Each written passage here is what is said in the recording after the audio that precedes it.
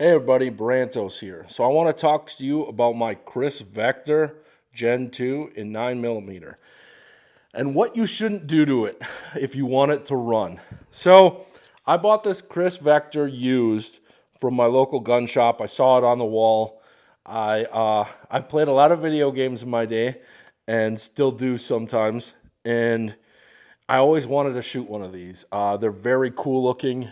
They got, some great space age stuff on them, as well as, if you know anything about them, their bolt carrier reciprocates down like this.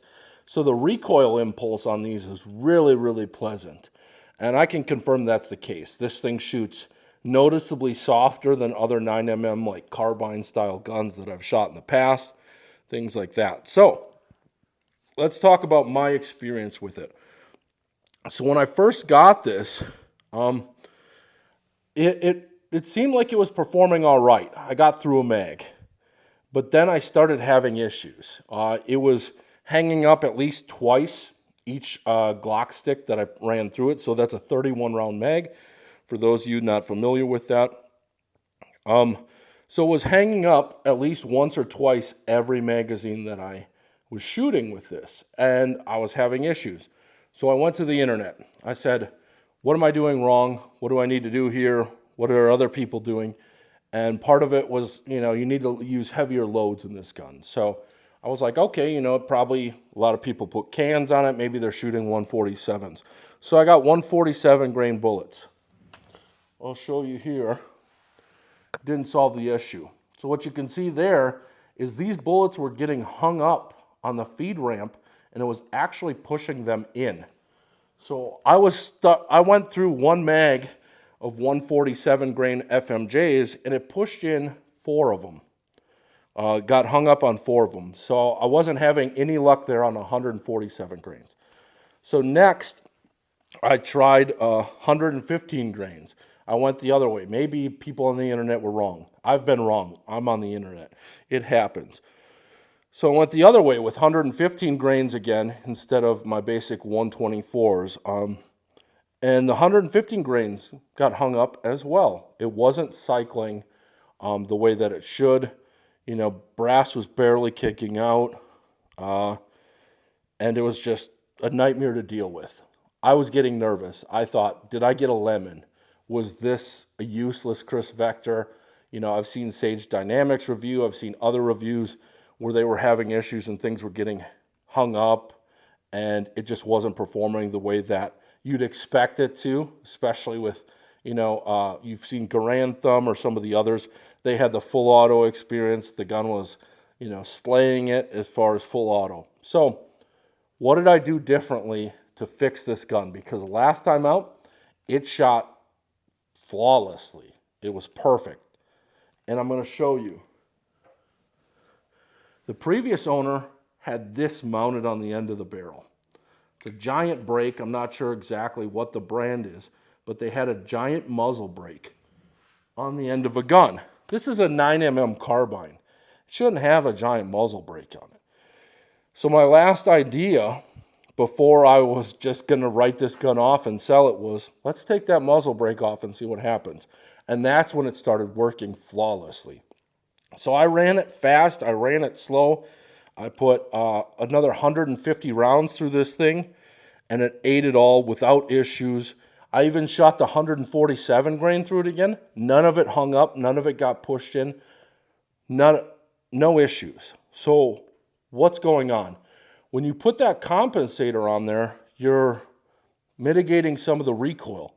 This gun is already a very light recoiling gun. So when you do that, you affect the reliability, the recoil impulse, and the action of this gun. So it's really important that if you're looking into a Kriss Vector or a gun that has a pretty light recoil pattern already, that you don't add something to it that's going to affect the performance of it in a negative way in terms of mitigating recoil. So I'm very pleased now. It took, some testing, some headaches, some timing with it, which is why I didn't come out with a review of this at first, because of all the issues I was having with it. I wanted to try to diagnose what the issues were. But let's discuss this gun now. So on it, you can see I have a primary arms. I have a 193 riser. When I put my eye up to it, my head, I don't have to tuck it too bad. I'm relatively close with how it's sighted in. So I'm sighting it in like home defense ranges, you know, something like 20 yards, 15 yards, things like that at the most. But this thing's a tack driver. I was able to group rounds really, really well once it was running. The trigger is a lot better than I thought it would be, because most of the reviews that I've seen, people have complained about the trigger a lot. That's not the case. I think this trigger is great. I don't have any issues with it. I was able to put round after round on top of each other when needed, and when I was using proper form and everything like that. So let's talk about what I think would bother people the most. First thing, to charge this gun, there's kind of this charging handle that folds back into place, but it takes a lot of force to charge this gun, because the way that this recoil goes is it goes down. So when you're pulling, there's not a spring right back here. You're kind of fighting that elbow here where it rolls down. So it's harder for you to pull, but also it makes it softer recoiling when it's actually shooting. The recoil impulse of this is amazing again. It's great to shoot. My girlfriend and my friends that have shot it when it worked at the time loved it. They thought it was very soft shooting. They hated the brake, how loud it was, so I'm glad that that's off in general. A couple of things with this that are a little bit interesting. So when you're placing your hand on the gun, you got to make sure that your thumb isn't on this bolt release here. Because if this bolt catch, bolt release, if your finger touches that while you're shooting, you're going to get slapped real good. So figuring out your hand placement is pretty key with this gun, as well as the mag release is right here. So ideally, I would have loved to see the mag release back here by the trigger somewhere, because if you put a grip on here, now you're switching your hands or you're moving your hands around, which you're swapping a mag, you're moving your hand anyways. Maybe it's not that big of a deal, but the mag release being here is definitely different, and it takes a little bit getting used to with things.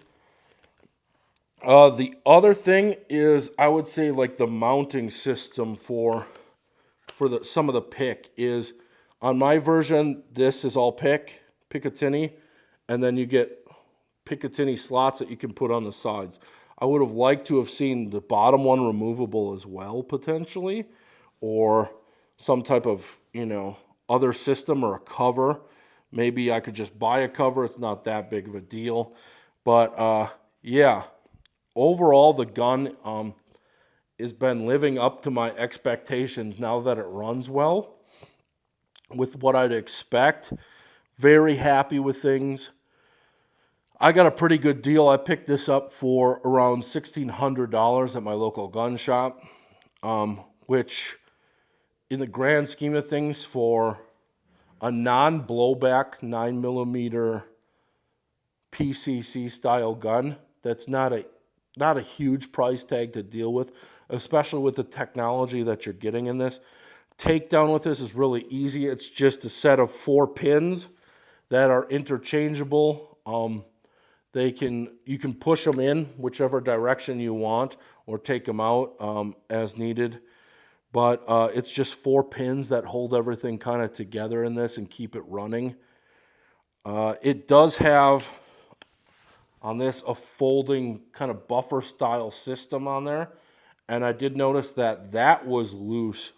So I put some red Loctite on there to get it where I needed it and to kind of seal it up there. There's a little storage compartment here in the handle that you can get to from the bottom there. So overall, now that I got this gun running, very happy with it. If you're thinking of getting a Kriss Vector, I would say do it. but make sure that you don't compromise the performance in any way with anything you add to it. The only thing that I'm looking to add to this now, we're looking at suppressor land again. I need to get a 9mm suppressor. I don't have one, unfortunately. So until then, there's a thread protector on the way, and we're just running this bare barrel. If you have any questions, if your Kriss Vector isn't running, you want to reach out, I'm happy to hear that. Reach out to me. I answer my comments. I talk to my audience, anything I can to help you guys as far as mitigating your issues, as making good purchases, as keeping your guns running and reliable. So thanks for watching, everyone. I'll add a little footage here at the end for everyone to see the Kriss Vector in action and me burning through some rounds and it being reliable. So take care. Hope you enjoyed the video.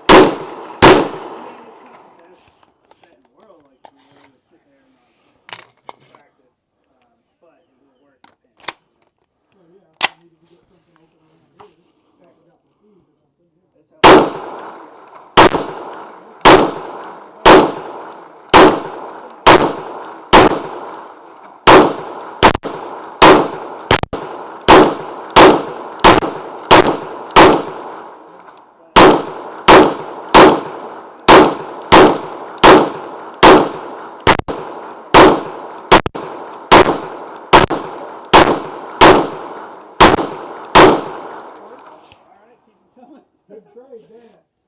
I'll take it easy. Hey, you too.